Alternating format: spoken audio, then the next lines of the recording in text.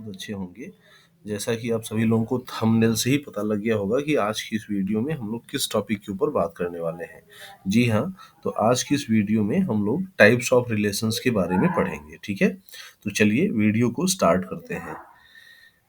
जैसा कि आप सभी लोग यहाँ पे स्क्रीन पे देख पा रहे होंगे, ऑलरेडी हमने रिलेशंस की कुछ टाइप्स को लिख रखा है, जिसमें कि पहला है फर्स्ट हमारा एम्प्टी रिलेशन, और सेकेंड है यूनिवर्सल रिलेशन, थर्ड है रिफ्लेक्सिव रिलेशन, फोर्थ है सिमेट्रिक रिलेशन, फिफ्थ है transitive relation and sixth one is equivalence relation.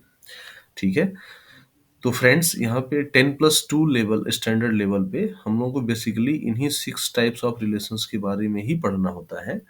तो हम लोग इन्हीं 6 टाइप ऑफ रिलेशंस के बारे में पढ़ेंगे। वैसे तो रिलेशंस की बहुत सारी टाइप्स होती हैं, लेकिन क्लास 12th स्टैंडर्ड लेवल पे इन्हीं 6 टाइप ऑफ रिलेशंस के बारे में पढ़ना है। तो जिनको कि आगे की वीडियो में हम लोग वन बाय वन करके डिटेल डिस्कस करेंगे। बट डिटेल डिस्कस करने से पहले एक चीज़ मैं आप लोगों को रिमाइंड करा देना चाहता हूँ कि जैसे कोई अगर रिलेशन आर है, कोई भी रिलेशन होता है वो किसी एक सेट से किसी दूसरे सेट पर डिफाइन किया जाता है।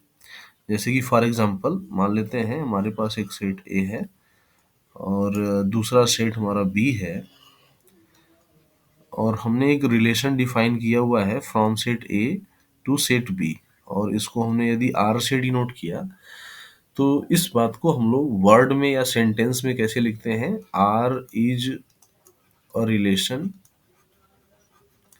R is a relation from set A to set B.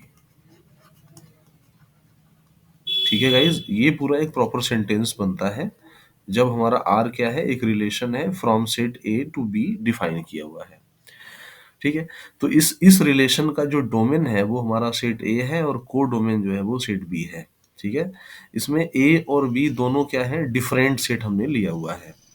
But ऐसा भी हो सकता है कि कोई एक रिलेशन ऐसा डिफाइन किया गया हो जो कि किसी सेम सेट से सेम सेट पर ही डिफाइन किया गया हो। दैट मीन्स कि उस रिलेशन का जो डोमेन है वो भी सेट ए है और को डोमेन वो भी सेट ए ही है। सपोज दैट एक आर डैश हमने एक रिलेशन लिया जिसका कि डोमेन भी सेट ए है और को डोमेन भी सेट ए ही है। मतलब डोमेन और को डोमेन दोनों क्या है, सेम सेट है इस रिलेशन के। तो इस रिलेशन को अगर हम वर्ड में या सेंटेंस में लिखेंगे तो ऐसे लिखेंगे।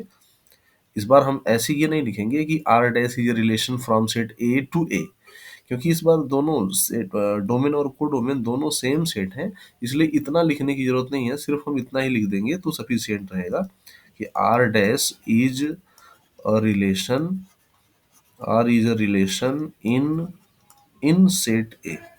ठीक है, ये इन दोनों में डिफरेंस आप समझ पा रहे हैं? यहाँ पे क्या है, एक रिलेशन आर है जो कि जिसका डोमेन और कोडोमेन दोनों डिफरेंट है, तो हम इस चीज को वर्ड में लिखने के लिए ऐसे लिखेंगे, आर ये relation from set A to B.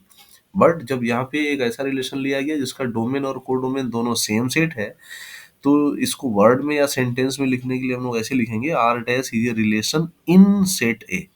तो कई बार क्वेश्चंस में ऐसे सेंटेंस मिलते हैं जहाँ पे कि बच्चों को बहुत सारे कंफ्यूजन क्रिएट हो जाता है कि उसमें डोमेन और कोडोमेन क्या है। तो आप इसमें बिल्कुल भी कंफ्यूज ना हो। अगर R dash is a relation in set A लिखा हुआ है तो इसका आप क्या मतलब समझेंगे कि आर डैश हमारा एक ऐसा रिलेशन है जिसका डोमेन और कोडोमेन दोनों सेम सेट है। ठीक है, तो ये दो कैटेगरी हो गई रिलेशन की। एक कैटेगरी में क्या है कि डोमेन और कोडोमेन डिफरेंट है, और दूसरे में क्या है, डोमेन और कोडोमेन दोनों सेम सेट है। तो ये जो जितने 6 टाइप ऑफ रिलेशंस के बारे में जो हम आज डिस्कस करने वाले हैं, ये सभी के सभी इस सेकेंड कैटेगरी वाले रिलेशंस में आते हैं। ठीक है, मतलब ये सभी जो रिलेशंस हैं, ये इन सभी का जो डोमेन और कोडोमेन होगा वो दोनों सेम सेट होगा। ठीक है, तो अच्छा, और सेकेंड थिंग इज कि आर अगर एक रिलेशन है from set A to B, तो आर हमारा क्या हो जाता है, R is nothing but it is just subset of A cross B. ये ऑलरेडी हम लोग पिछले वीडियो में सब कुछ कवर कर चुके हैं। जो इस वीडियो में नए हो वो पिछले वीडियो में जाके आराम से उस पूरे वीडियो को देख के समझ सकते हैं कि आर रिलेशन की जो फॉर्मल डेफिनेशन होती है उसके अकॉर्डिंग आर हमारा क्या हो जाएगा, ए क्रॉस बी का सबसेट हो जाएगा। तो ऐसे ही यहाँ पे आर डैश किसका सबसेट होगा, R dash is subset of A cross A. ठीक है, तो आर डैश या कोई भी रिलेशन जो किसी एक सेट पर डिफाइन किया गया है, यानी फ्रॉम सेट उसका डोमेन और कोडोमेन दोनों सेम है, तो वो उन दोनों सेट के कार्टेशियन प्रोडक्ट के सबसेट्स के सबसेट्स हो जाएगा वो रिलेशन। तो आर डैश हमारा ए क्रॉस ए का क्या हो जाएगा, सबसेट। तो यहाँ पे हम लोग जितने भी रिलेशंस डिफाइन करेंगे या जितने भी रिलेशंस डिस्कस करेंगे वो सभी के सभी ऐसे ही रिलेशन होंगे जो कि किसी एक सेट पर डिफाइन किए गए होंगे। ठीक है, जिनका डोमेन और कोडोमेन दोनों सेट सेम सेट होगा। तो चलिए वन बाय वन करके हम लोग डिस्कस करते हैं, जैसे कि empty relation, universal relation, reflexive relation वगैरह वगैरह, ये सब क्या है, इनको हम लोग वन बाय वन करके डिस्कस करते हैं। तो सबसे पहले हम लोग इम्पटी रिलेशन और यूनिवर्सल रिलेशन को समझने की कोशिश करते हैं कि इम्पटी रिलेशन और यूनिवर्सल रिलेशन क्या है। ठीक है, और इसको समझने के लिए हम एक छोटा सा एग्जांपल लेते हैं। सपोज दैट मान लेते हैं कि एक सेट ए है जिसमें सिर्फ एक एलिमेंट है 1। तो अगर कोई आपसे ये पूछे कि इस सेट पर from set A to A कितने how many relations can be defined from set A to A, जबकि ए में सिर्फ क्या है, एक ही एलिमेंट है 1। ठीक है, तो इधर ए है, ये भी ए है, तो इसमें सेम, दोनों में सेम एलिमेंट होंगे 1 1। तो अगर कोई ये क्वेश्चन कर रहा है कि how many relation can be possible from set A to set A, तो इसके लिए फार्मूला ऑलरेडी पिछले वीडियो में हम लोग देख चुके हैं। क्या हो जाएगा, 2 power m into N. m into N का मतलब यहाँ पे अगर a और b कोई दो सेट होता, ए में सपोज दैट m एलिमेंट होते, n में b में n एलिमेंट होते, तो from set A to B कितने, how many relations can be possible, 2 power M N. ठीक है, ये फार्मूला होता है, क्योंकि इन दोनों का कार्टेशियन प्रोडक्ट करेंगे तो m इंटू एन एलिमेंट आएंगे, और इन दोनों सेट के कार्टेशियन प्रोडक्ट के सबसेट्स कितने होंगे, 2 पावर एम एन। तो ये फार्मूला होगा। बट यहाँ पे रिलेशन हमारा from set A to set A ही डिफाइन करना है, तो इसमें how many relation can be possible, 2 power A में कितने एलिमेंट है 1, और फ्रॉम ए टू ए ही डिफाइन करना है, तो 1 into 1, that means 2 relations possible है। ठीक है, तो ये तो यहाँ से हमें इस फार्मूले से टोटल नंबर ऑफ रिलेशंस के बारे में पता लग जाएगा। लेकिन अगर मैं आपसे ये कहूँ कि ठीक है, 2 रिलेशंस डिफाइन इसमें किए जा सकते हैं, तो उन दोनों रिलेशंस को लिख के दिखाओ कि आपकी कौन कौन से रिलेशन होंगे। तो इसके लिए आप क्या करोगे, ए सबसे पहले आप ए क्रॉस ए फाइंड करोगे, यानी Cartesian product of A with A. तो इसकी वैल्यू कितनी हो जाएगी, 1 1, क्योंकि इसमें एक ही एलिमेंट है, तो ए क्रॉस ए आ गया। अब कितने रिलेशंस डिफाइन किए जा सकते हैं from set A to set A, ये कैसे पता लगेगा, ए क्रॉस ए के जितने सबसेट्स होंगे उतने ही रिलेशन होंगे। तो ए क्रॉस ए के जितने सबसेट्स होंगे उनको हम लिख लेते हैं सबसे पहले। तो ए क्रॉस ए के पास कितने सबसेट्स होंगे, एक तो पहला 5 हो जाएगा, दूसरा हमारा 1 1, क्योंकि इसमें एक ही एलिमेंट है, तो यही दो सबसेट्स इसमें पॉसिबल हैं। यानी power set of A cross ए की बात अगर करी जाए तो इसमें सिर्फ कितने एलिमेंट होंगे, 5 और 1 1। ठीक है, यानी ये भी एक सबसेट है ए क्रॉस ए का, ये भी एक सबसेट है ए क्रॉस ए का, और ये दोनों सबसेट जो है वो दोनों के दोनों रिलेशन डिफाइन करेंगे। तो सपोज दैट 5 को हमने मान लिया R1, ये पहला रिलेशन है, R1 इक्वल टू 5, और दूसरा रिलेशन R2 जिसकी वैल्यू 1 1। तो आप यहाँ पे अगर ध्यान से देखें तो ये जो R2 रिलेशन है वो it is nothing but it is equal to A cross A. ठीक है, ये ए क्रॉस ए के ही इक्वल है, यानी इट सेल्फ ये ए क्रॉस ए है। तो यहाँ पे ये पहला रिलेशन है 5, ये हमारा बन जाएगा इम्पटी रिलेशन। ठीक है, इम्पटी रिलेशन।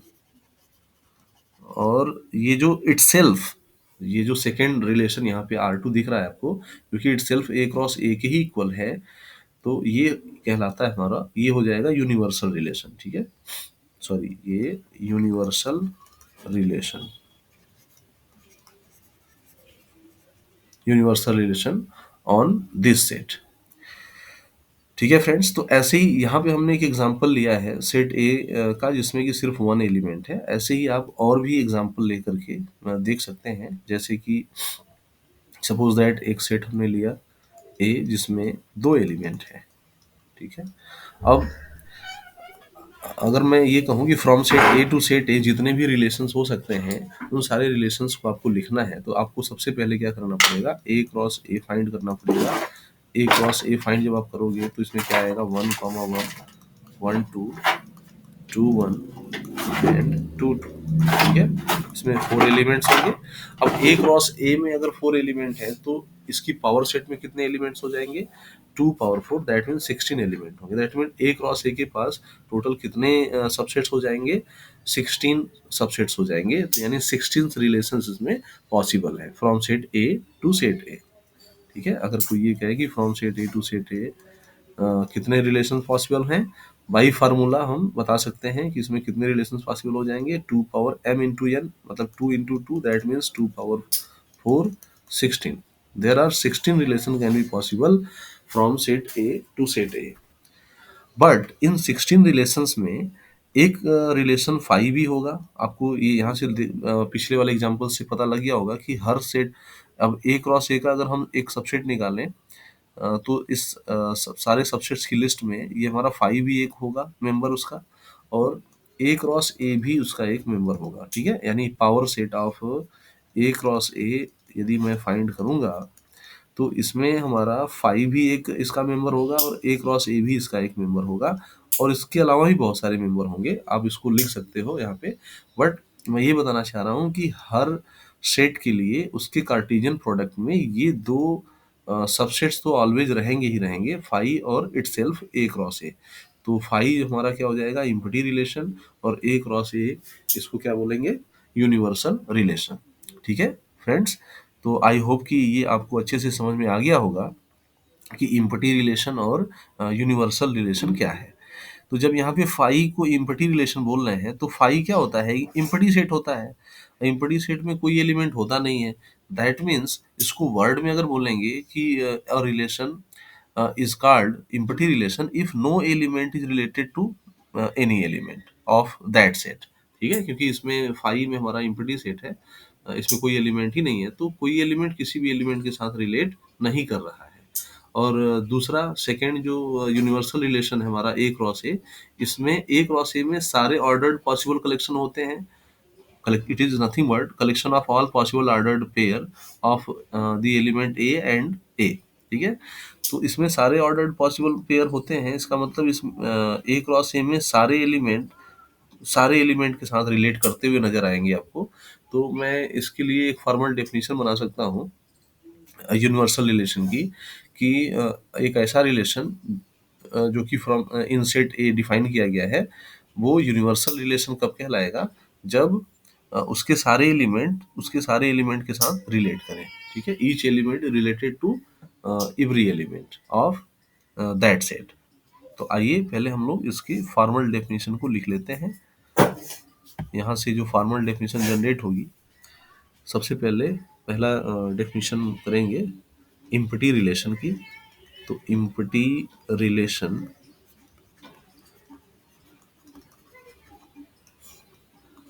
ठीक है फ्रेंड्स, तो इम्पटी रिलेशन क्या है, ऊपर के एग्जांपल से हम लोग ऑलरेडी ये समझ चुके हैं कि फाई जो होता है वो हमारा इम्पटी रिलेशन होता है।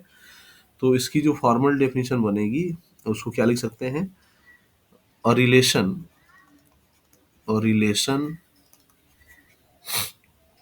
Are in a set A is called empty relation, is called empty relation if no element of A, if no element no element of A is related to any element of A, is related to any element is related to any element of A। ठीक है, तो empty relation की ये formal definition बनेगी, that is relation are जो कि phi के equal है, which is subset of A cross ए, यही हमारा इम्पटी रिलेशन हो जाएगा। ठीक है, नेक्स्ट डेफिनेशन करें, लिखेंगे इसमें यूनिवर्सल रिलेशन की। तो नेक्स्ट है हमारा यूनिवर्सल रिलेशन। यूनिवर्सल रिलेशन, अब यूनिवर्सल रिलेशन की जो फॉर्मल डेफिनेशन होगी वो क्या बनेगी? तो a relation R in a set A is called universal relation. Universal relation if every element of A, if every element of A, that means each element of A is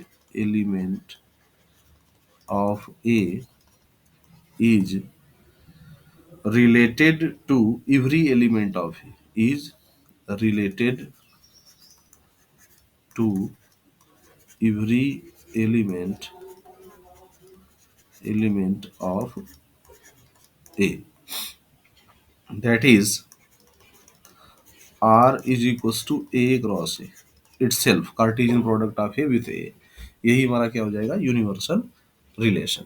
ठीक है friends, चलिए तो next type of जो relation है उसके बारे में discuss करेंगे। नेक्स्ट टाइप ऑफ रिलेशन में आता है हमारा थर्ड है रिफ्लेक्सिव रिलेशन। रिफ्लेक्सिव रिलेशन,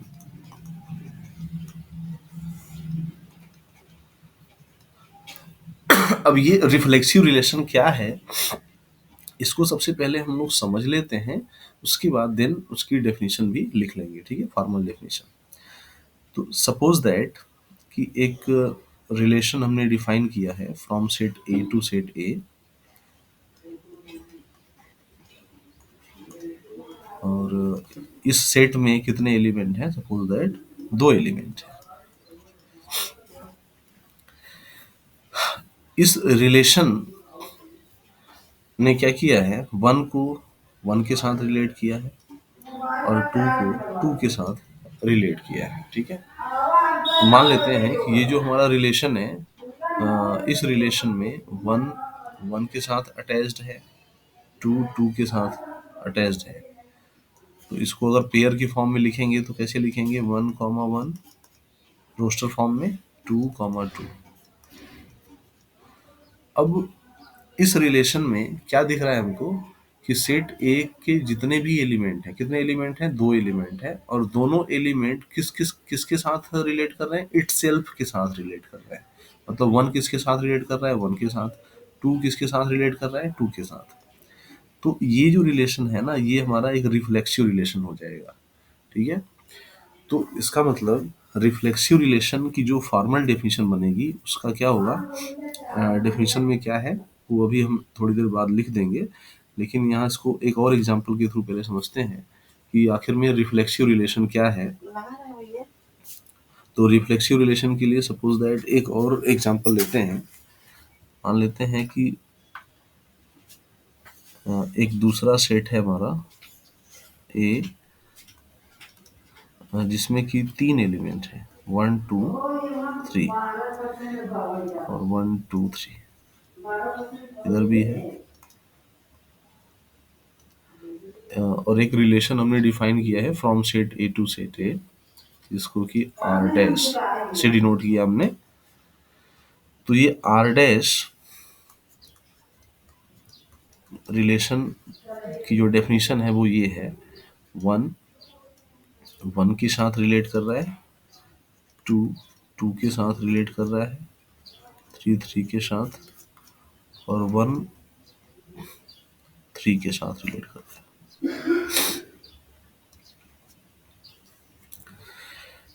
तो ये इसका अगर हम पिक्चोरियल डायग्राम बनाएं तो 1 1 के साथ रिलेट कर रहा है, 2 2 के साथ, 3 3 के साथ, और 1 जो है ना वो हमारा 3 के साथ भी रिलेट कर रहा है। 1 1 के साथ भी रिलेट कर रहा है, 3 के साथ भी रिलेट कर रहा है। तो क्या ये जो रिलेशन है ये हमारा एक रिफ्लेक्सिव रिलेशन होगा या नहीं होगा? तो जी हाँ, ये रिलेशन भी बिल्कुल एक रिफ्लेक्सिव रिलेशन है, क्योंकि इसमें भी सारे एलिमेंट, ए के सारे एलिमेंट खुद के साथ रिलेट करते हुए नजर आ रहे हैं। हाँ, ये बात अलग है कि वन थ्री के साथ भी रिलेट कर रहा है, बट खुद के साथ भी तो रिलेट कर रहा है। यहाँ पे वन वन के साथ रिलेट कर रहा है, टू टू के साथ, थ्री थ्री के साथ। तो ये रिलेशन भी हमारा क्या हो जाएगा, रिफ्लेक्सिव रिलेशन हो जाएगा। ठीक है, रिफ्लेक्सिव रिलेशन। तो आइए सबसे पहले अब इसकी फॉर्मल डेफिनेशन लिखते हैं कि रिफ्लेक्सिव रिलेशन क्या है। तो रिफ्लेक्स, यहाँ से एक हम लोगों को एक आइडिया लग गया है कि कोई रिलेशन रिफ्लेक्सिव रिलेशन कब होगा। तो इसका जो बेसिक आइडिया है वो यही है कि वो रिलेशन रिफ्लेक्सिव रिलेशन तभी हो सकता है जब वो जिस सेट पर डिफाइन है, सपोज दैट मान लो ए पर डिफाइन है, तो ए के सारे एलिमेंट यदि खुद के साथ मतलब इटसेल्फ के साथ यदि रिलेट कर रहे हैं, तब जाके वो रिलेशन क्या बनेगा, रिफ्लेक्सिव रिलेशन होगा। ठीक है, तो इसकी अब फॉर्मल डेफिनेशन हम लोग यहाँ पे सबसे पहले फॉर्मल डेफिनेशन लिख लेते हैं।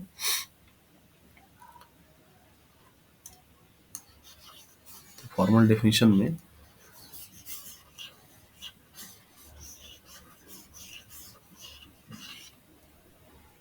इसकी डेफिनेशन जो डिफाइन की जाती है वो इस तरीके से डिफाइन की जाती है कि a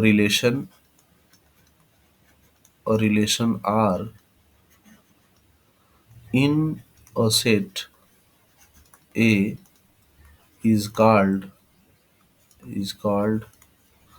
reflexive relation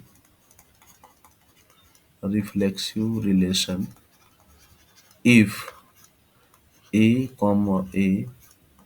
belongs to R for all A belongs to capital A। ठीक है, यहाँ पे इस ये जो लाइन लिखी हुई है इस पे बहुत ध्यान से फोकस करेंगे कि कह रहा है एक रिलेशन आर है जो कि इन सेट ए पर डिफाइन किया हुआ है, मतलब इसका डोमेन और कोडोमेन दोनों सेम सेट है। तो ये रिफ्लेक्सिव रिलेशन कब होगा, जब ये कह रहा है कि A बिलोंग्स टू आर, मतलब ये जो पेयर है ना, जिसमें क्या दिख रहा है ए और यहाँ भी ए ही है, ये आर का मेंबर हो फॉर ऑल, किसके लिए, for all a belongs to capital A. अब इसका ये मतलब हुआ, इसको वर्ड में अगर बोलें तो इसको ये कह सकते हैं कि कैपिटल ए के अंदर जितने भी एलिमेंट हैं, सारे एलिमेंट खुद के साथ रिलेट करने चाहिए, क्योंकि ए अगर आर का मेंबर है, इसका मतलब ये हुआ कि ए जो है ना वो ए के साथ रिलेट कर रहा है, दैट मीन्स ए का इमेज क्या है, ए है। ठीक है, तो और ये condition for all a belongs to capital A, यानी कैपिटल ए के सभी मेंबर के लिए ये होल्ड करना चाहिए कि कैपिटल ए के अंदर जितने भी एलिमेंट हैं, सारे एलिमेंट खुद के साथ रिलेट करने चाहिए। दैट मीन्स जितने भी एलिमेंट हैं उन सारे एलिमेंट का खुद के साथ पेयर होना चाहिए। तो ये इसकी फॉर्मल डेफिनेशन हो गई। अब हम और कुछ एग्जांपल्स के थ्रू जानने का कोशिश करते हैं कि आखिर में रिफ्लेक्सिव रिलेशन कौन कौन से रिलेशन रिफ्लेक्सिव रिलेशन है। तो चलिए एक और एग्जांपल लेते हैं।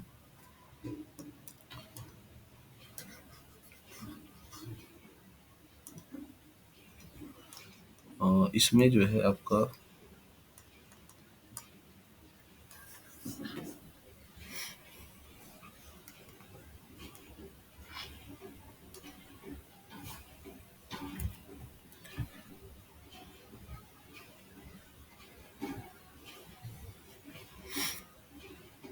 ये, इसको इरेज करें सबसे पहले।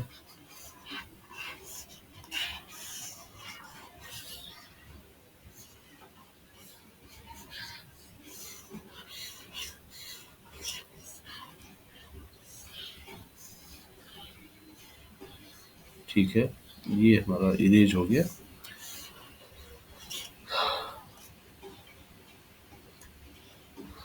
सपोज दैट कि एक सेट हमारे पास ए है जिसमें तीन एलिमेंट हैं, वन टू थ्री, और हमें एक रिलेशन डिफाइन करना है from set A to A. हमने एक रिलेशन डिफाइन किया। अब from set A to set A मैं यहाँ पे कुछ रिलेशन लिख रहा हूँ। एक R1 है 1,1, 1,2, 2,2, एक दूसरा रिलेशन यहाँ पे लिख रहा हूँ मैं R2, जो कि from set A to set A ही है, 1,1, 2,2, 3,3, 1,3, 2,3। एक दूसरा रिलेशन लिख रहा हूँ, तीसरा थर्ड, 1,1, 2,2 एंड 2,3। अब फ्रेंड्स, इन तीनों रिलेशंस को आप ध्यान से देखें। क्या ये जो रिलेशन R1 है ये हमारा रिफ्लेक्सिव रिलेशन है या नहीं है? तो ये हमारा रिफ्लेक्सिव रिलेशन बिल्कुल भी नहीं है, क्योंकि इसमें कोई भी रिलेशन इस डेफिनेशन के अकॉर्डिंग कोई भी रिलेशन रिफ्लेक्सिव रिलेशन कब होगा? जब A, belongs to R for all A belongs to capital A। That means कि कैपिटल ए के अंदर जितने भी एलिमेंट हैं, सारे एलिमेंट खुद के साथ रिलेट करने चाहिए। तो खुद के साथ रिलेट कब करेगा? जब ये 1,1, 2,2, 3,3 वाला जो पेयर है वो आर के अंदर होना चाहिए। तो बट इसके अंदर सिर्फ 1,1 है, 2,2 है, लेकिन 3,3 नहीं है। दैट मीन्स 3 के साथ रिलेट नहीं कर रहा है, 1 के साथ रिलेट कर रहा है, 2 के साथ रिलेट कर रहा है, 1 के साथ भी रिलेट कर रहा है, बट 3 के साथ रिलेट नहीं कर रहा है। मतलब एक एलिमेंट ऐसा है जो कि खुद के साथ रिलेट नहीं कर रहा है, इसलिए ये हमारा रिफ्लेक्सिव रिलेशन नहीं है। R2, इसको आप देखें तो इसमें 1 के साथ रिलेट कर रहा है, 2 के साथ रिलेट कर रहा है, 3 के साथ रिलेट कर रहा है। यानी हमें सिर्फ इस बात पे फोकस करना है कि सेट ए के अंदर कितने एलिमेंट हैं? 3 ही एलिमेंट हैं। बस वो हमें यही देखना है कि ये तीनों एलिमेंट खुद के साथ रिलेट कर रहे हैं या नहीं कर रहे हैं। बाकी और हमें कुछ फोकस नहीं करना है, बाकी और एलिमेंट किसके साथ रिलेट कर रहे हैं इस पर हमें ध्यान ही नहीं देना है। तो इसमें सिर्फ ये देखना है कि 1 के साथ कर रहा है कि नहीं, बिल्कुल कर रहा है। 2 के साथ कर रहा है कि नहीं, बिल्कुल कर रहा है। 3 के साथ कर रहा है कि नहीं, 3 के साथ भी कर रहा है ये। अब ये 1 अलग बात है कि 3 के साथ भी कर रहा है, 2 के साथ भी कर रहा है, इस पे हमें फोकस नहीं कर रहा है। तो हमारा ये तीनों पेयर आ गया इसके अंदर, 1, 2, 3। तो ये हमारा रिफ्लेक्सिव रिलेशन हो जाएगा।